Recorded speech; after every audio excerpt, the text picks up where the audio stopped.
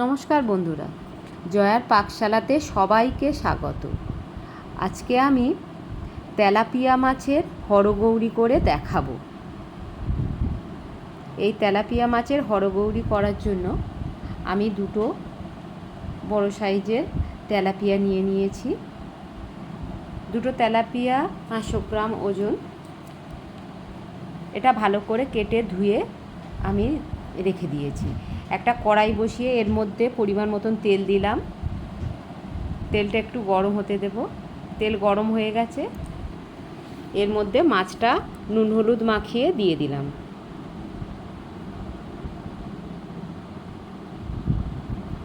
দিয়ে দুপিঠ খুব একটু ভালো করে লাল লাল করে ভেজে নেব।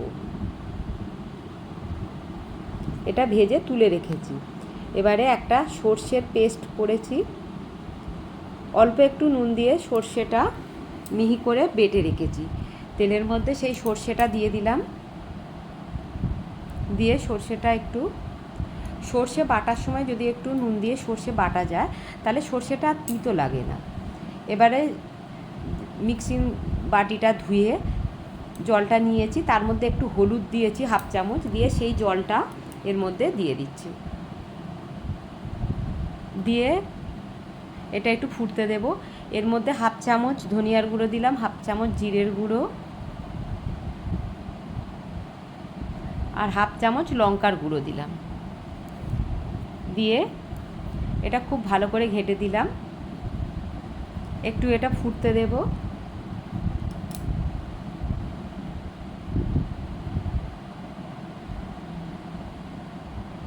রেসিপিটি পুরো দেখার অনুরোধ রইল। এর মধ্যে একটুখানি চিনি দিয়ে দিলাম, সামান্য একটুখানি, কয়েক দানা, আর অল্প একটুখানি নুন দিয়ে দিলাম। যেহেতু আমি বাটার সময় নুন দিয়েছিলাম, একটু কম আছে, ওই জন্য আরও একটু নুন দিয়ে দিলাম। এটা ফুটে খুব ভালো করে গ্রেভিটা ঘন হয়ে গেছে। এর উপরে এবারে মাছ দুটো আমি দিয়ে দিলাম। একটু সাবধানে দিতে হবে যাতে মাছের ওপরের পিঠে যেন ঝোলটা না যায়। যে গ্রেভিটা আছে ওটা যেন তলার পিঠটা হবে। ওটা হয়ে গেছে। তলার পিঠটা খুব সুন্দরভাবে গ্রেভিটা ওর মধ্যে ঢুকে গেছে। এবারে আমি একটা প্লেটের মধ্যে মাছ দুটো গ্রেভি থেকে তুলে রেখে দিচ্ছি। এবারে আরও একটা প্লেট নিয়েছি, তার মধ্যে সর্ষের পেস্ট যে গ্রেভিটা আছে সেইটা দিয়ে দিলাম। এর উপরে এবারে আমি মাছটা দিয়ে দিলাম আবার। এইভাবে দিলে কি হয়, খুব সুন্দর তলায় সর্ষের গ্রেভিটা থাকে, দেখতেও সুন্দর লাগে আর খেতেও খুবই ভালো লাগে। আমি কিছুটা তেঁতুল নিলাম, 1 টেবিল চামচের মতন তেঁতুল। তেঁতুলের দানাটা ছাড়ানো আছে। এর মধ্যে অল্প একটু জল দিয়ে দিলাম। দিয়ে এটা আমি 10 মিনিট ভিজিয়ে রেখে দিলাম। দিয়ে ওটা খুব ভালো করে হাত দিয়ে চটকে নিয়ে ওর কাঁচটা আমি বের করে নিয়ে নিলাম। নিয়ে একটা ছাঁকনির সাহায্যে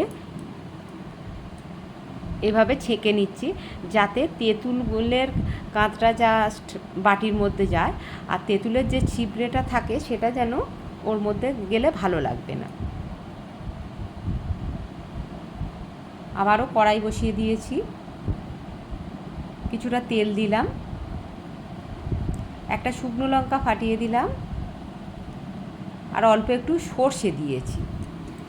দিয়ে ওই যে কাঁচটা বের করে রেখেছি সেইটা দিয়ে দিলাম।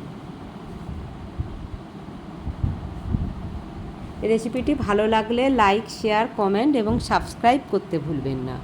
পাশে থাকা বেল আইকনটি প্রেস করে দেবেন। আমার নেক্সট ভিডিওর নোটিফিকেশান সবার আগে আপনার কাছে পৌঁছে যাবে। এর মধ্যে অল্প একটু লঙ্কার গুঁড়ো দিলাম, সামান্য একটু হলুদ দিলাম, আর হাফ চামচের একটু বেশি চিনি দিলাম। একটু চিনি দিলে কি হয়, এর টেস্টটা খুব সুন্দর একটা ব্যালেন্স হয়। যেহেতু চিনিটা না দিলে খুবই টক লাগে, আর সামান্য একটু যদি চিনি দেওয়া যায় তাহলে খেতে টেস্ট খুবই সুন্দর লাগে। এটা হয়ে গেছে।